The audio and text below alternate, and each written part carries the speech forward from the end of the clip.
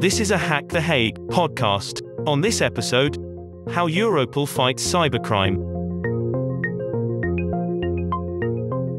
Well, hello, my name is Philipp Amann and I work for Europol and the European Cybercrime Center. I'm heading the strategy part of the European Cybercrime Center, which is a part of Europol, and it's great to be on this podcast.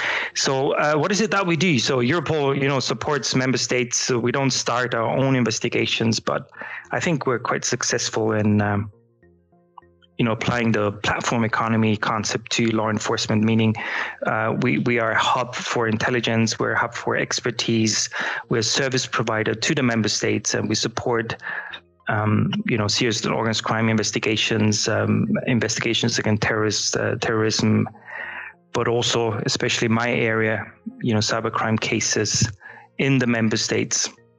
And I think we're quite successful in doing so because one of the added values or the characteristics of Europol is that we manage to get all the relevant partners at the table. So when we look at EC3, the European Cybercrime Center, specifically, we were created in January 2013, so it's been a while now. And we are part of Europol, and since this has been a very successful concept, there have been other centers now that have been created for the other crime areas that Europol supports, such as serious organized crime, counterterrorism, and economic crimes. All different centers now set up at Europol. But EC3 was sort of the first one, and it really has three parts, if you will. We have the operational part, which is really the core business of our work. And currently we have four mandated areas, four different areas where we do provide support to the member states. And that's, cybercrime, high-tech crime, that's ransomware attacks, DDoS attacks, network intrusions. We have a dedicated team dealing with that. We have a team dealing with payment fraud. That includes credit card fraud. That includes attacks against the ATMs, for instance, but also the criminal abuse of cryptocurrencies is covered as well. And we have a team just dealing with the combating child sexual abuse online. And then we have the youngest team, so to speak, which deals with criminal activity on the dark web. So really a whole range of different areas that we cover.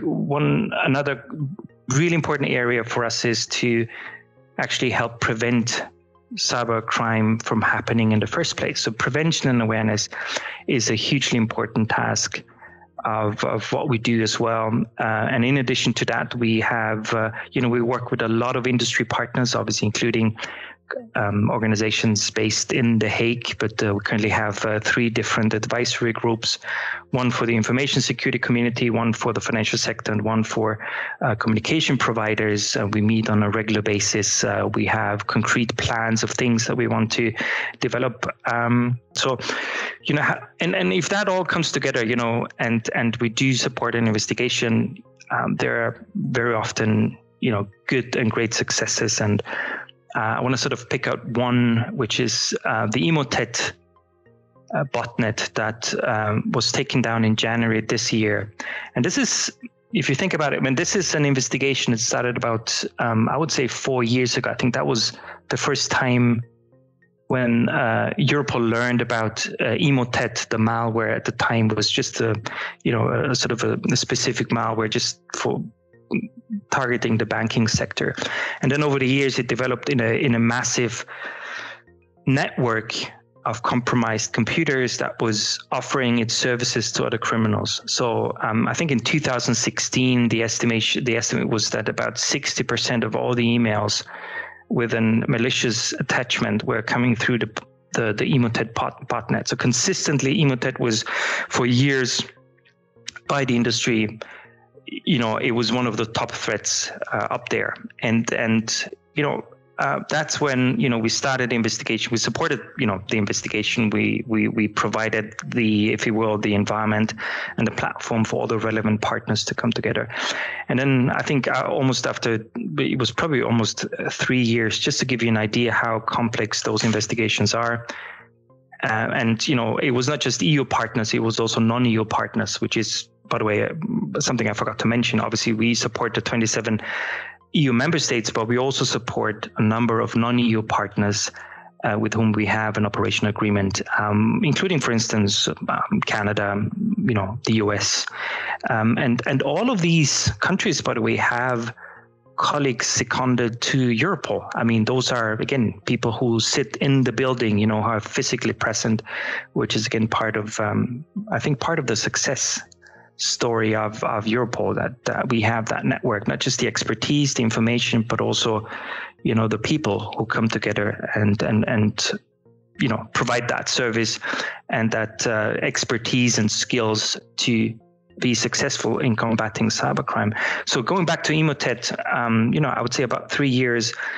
And what we do always try to do is if we have a successful operation, in this case, taking down Emotet, we try to, push the boundaries always and see, what is it that we can do to have a more impactful result, a more resulting impact, more sort of, long lasting impact in resulting from our action. And in this case, it was almost like, 3 teams, one dealing with taking down the infrastructure, international infrastructure, and then also pushing some of the legal boundaries using new legislation from, for instance, also in the Netherlands to do something about, the infected machines. And then we had a team just dealing with the cryptocurrencies, the payments, and then one team just dealing with, going after the bad guys. And that all came together, pardon me. And then, we had that success, and Emotet neutralized and sort of successfully neutralized. And I think that's fair to say. Now, that's not to say that, there will be other networks, there will be other criminals, developing those services. But I think it just goes to show you what we can do when we come together, as, working with different law enforcement agencies, working together with industry, academia, the CSIRT community, not just within the EU, but also globally. And I think that's also, with wherever possible, with Interpol and other organizations and agencies. I mentioned that. It's really this collaboration, the network that we create to combat a bad network. And I think that's the success story of Europol. And it's great. And one of the biggest threats we're currently facing is ransomware, and it has gone way beyond the financial damage. We now see attacks against hospitals. We see attacks against critical infrastructure, which now means ransomware the risk is going way beyond the financial impact. It really can, if it affects a hospital, it's you and I, it can be a threat to your life. So in that sense, it's becoming a huge problem. And there are different task forces. And again, in the context of one of our operational task forces, the Joint Cybercrime Action Task Force, which is also quite specific in the area of law enforcement, where currently, the Netherlands play a key role. This is one of our operational platforms, but what I wanted to focus on is the prevention part. And about 5 years ago, it was two industry partners, the Dutch police and Europol EC3, and we said, sometimes we find those industry develops those tools where you can decrypt your data for free. We have, the private keys. So that would allow you to, as a victim of ransomware, to decrypt your data. So what do we do? And we set up the No More, and it was really a great initiative, and also driven by the Dutch police in setting up the No More Ransom initiative. So this is nomoreransom.org. One No More Ransom, one word, and it started off as a small little site, if you will, and lo and behold, after 5 years, this is a website available in 37 different languages with more than 170 different partners. And the great thing is about this platform is it's quite unique. Again, it offers prevention awareness advice, but it provides victim mitigation. You have currently more than 120 different tools that you can download for free from that website to decrypt, again, I think it's more than 120 different ransomware families. And we just had the 5th anniversary, and we did some very conservative, estimates.